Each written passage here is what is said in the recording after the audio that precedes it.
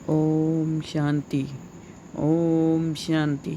आज है 3 जून 2025। सकार माह। वाक्य बाबा कहते, मीठे बच्चे, अब तुम नए संबंध में जा रहे हो। अब तुम नए संबंध में जा रहे हो, इसलिए यहाँ के कर्म बंधनी संबंधों को भूल कर्मातीत बनने का पुरुषार्थ करो। बाबा कहते, मीठे बच्चे, अब तुम नए संबंध में जा रहे हो, इसलिए यहाँ के कर्मबंधी संबंधों को भूल कर्मातीत बनने का पुरुषार्थ करो। आज का प्रश्न है, बाप किन बच्चों की वाह करते हैं? सबसे अधिक प्यार किन्हों को देते हैं? बाप किन बच्चों की वाह करते हैं? सबसे अधिक प्यार किन्हों को देते हैं? उत्तर है, बाबा गरीब बच्चों की वाह करते हैं।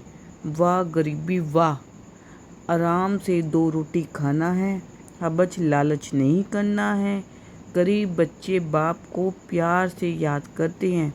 बाबा अनपढ़े बच्चों को देख खुश होते हैं, क्योंकि उन्हें पढ़ा हुआ भूलने की मेहनत नहीं करनी पड़ती है। उत्तर है, बाबा गरीब बच्चों की वाह करते हैं। वाह गरीबी वाह। आराम से 2 रोटी खाना है, हबच लालच नहीं। गरीब बच्चे बाबा को प्यार से याद करते हैं। बाबा अनपढ़े बच्चों को देख खुश होते हैं, क्योंकि उन्हें पढ़ा हुआ भूलने की मेहनत नहीं करनी पड़ती है। माना जो बच्चे बाबा के हो गए हैं दिल से, तो वो कुछ भी परवाह नहीं करते, क्योंकि क्या है ना, इस तमो प्रधान दुनिया में पेट तो सभी के लगे हुए हैं।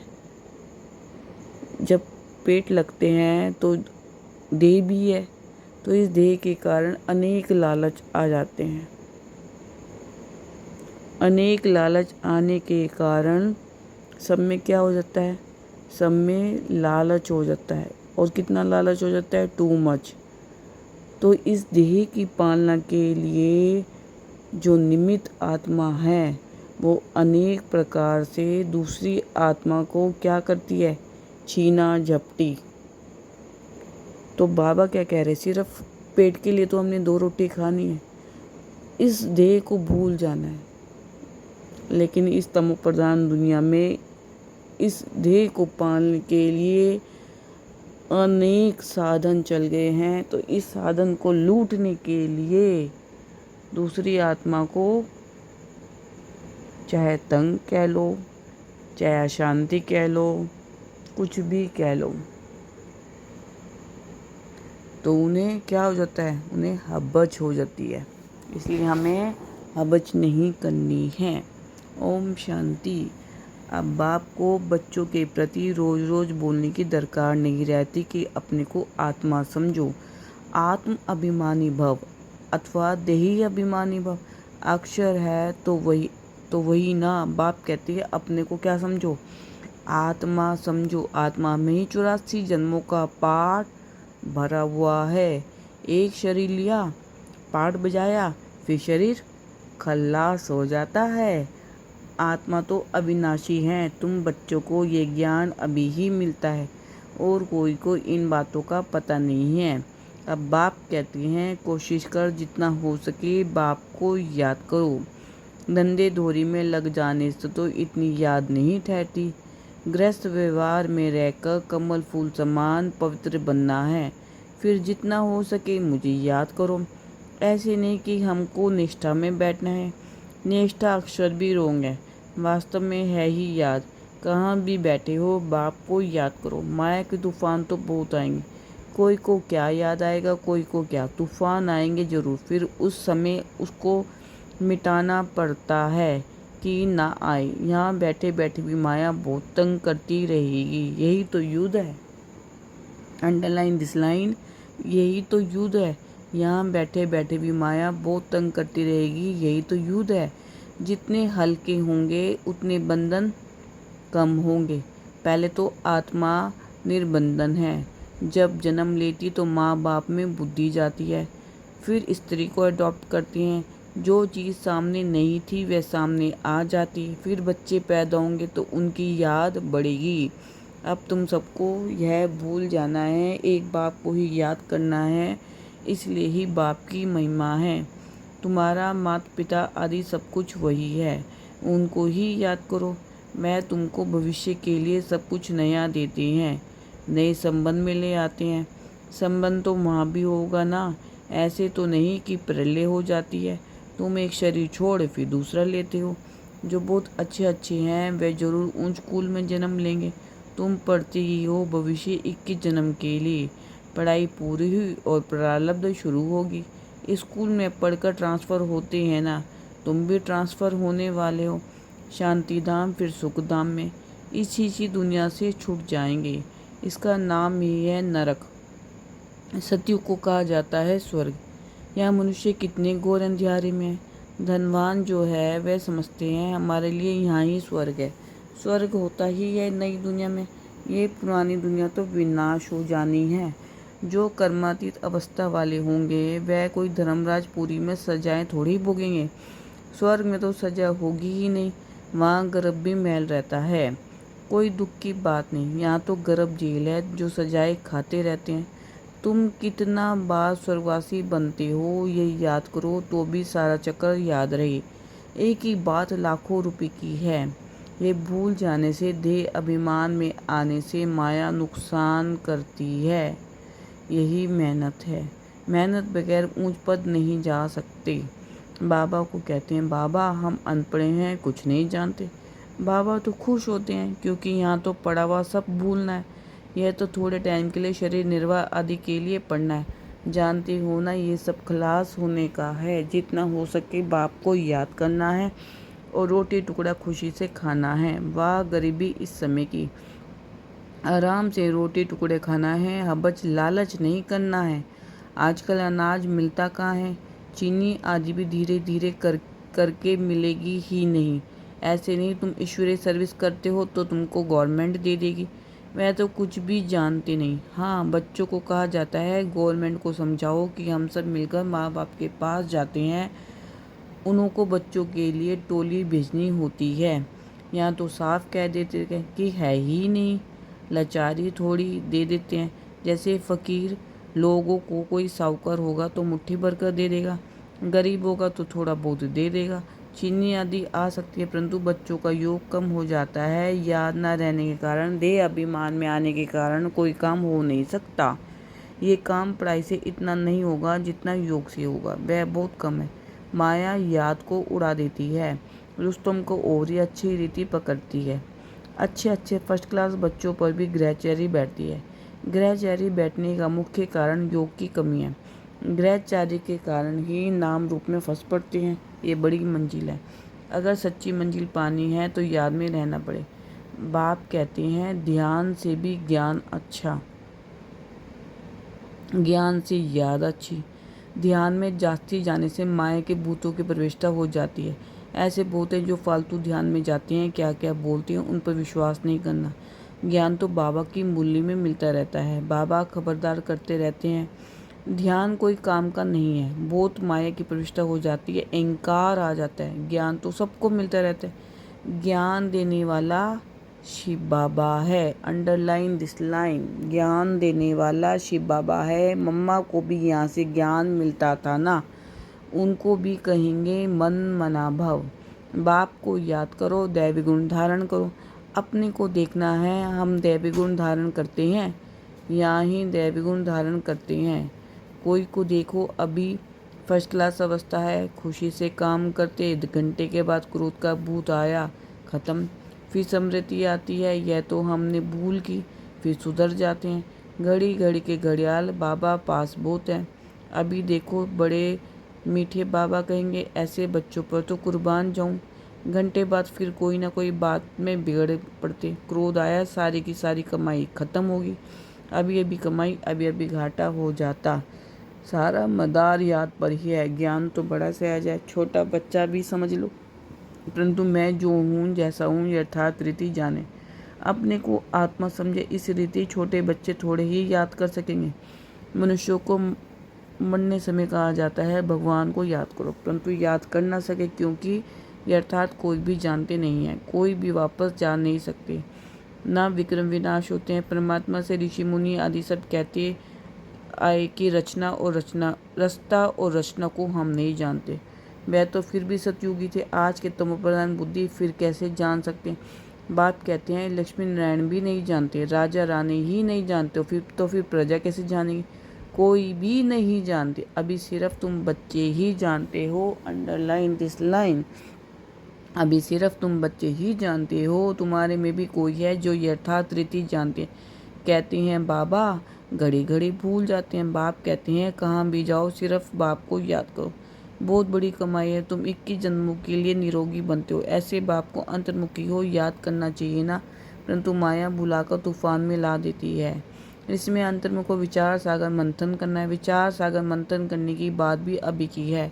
यह पुरुषोत्तम बनने का संगम युग, यह भी वंडर है। तुम बच्चों ने देखा एक ही घर में तुम कहते हो हम संगम युगी है और आप पार्टनर व बच्चा अधिक कलयुगी है। कितना फर्क है। बड़ी महीन बात बाप समझाते हैं। घर में रहती हुई बुद्धि में है हम फूल बनने के लिए पुरुषार्थ कर रहे हैं। Underline this line. घर में रहते हुए भी बुद्धि में है कि हम फूल बनने के लिए पुरुषार्थ कर रहे हैं। यह है अनुभव की बातें। प्रैक्टिकल में मेहनत करनी है, याद की ही मेहनत है। एक ही घर में एक हंस तो दूसरा बगुला, फिर कोई बड़े फर्स्ट क्लास होते हैं, कभी विकार का ख्याल भी नहीं आता है। साथ में रहते भी पवित्र रहते हैं, हिम्मत दिखाते हैं तो उन्हें कितना ऊंच पद मिलेगा। Underline this line. साथ में रहते भी पवित्र रहते हैं, हिम्मत दिखाते हैं तो उन्हें कितना ऊंच पद मिलेगा। ऐसे भी बच्चे हैं ना, कहीं तो देखो विकार के लिए कितना मारते झगड़ा करते हैं। अवस्था वह होनी चाहिए जो संकल्प में भी कभी अपवित्र बनने का ख्याल ना आए। बाप हर प्रकार से राय देते हैं। तुम जानते हो श्री श्री की मत से हम श्री लक्ष्मी श्री नारायण बनते हैं। श्री माना ही श्रेष्ठ, सतयुग में है नंबर 1 श्रेष्ठ, त्रेता में 2 डिग्री कम हो जाती है। ये ज्ञान तुम बच्चों को अभी मिलता है। इस ईश्वरीय सभा का कायदा है। जिन्हें ज्ञान रत्नों का कदर है कभी उबासी आदि नहीं लेते हैं, उन्हें आगे आगे बैठना चाहिए। कोई बच्चे बाप के सामने बैठे भी झुटका खाते उबासी देते रहते, उनको फिर पिछाड़ी में जाकर बैठना चाहिए।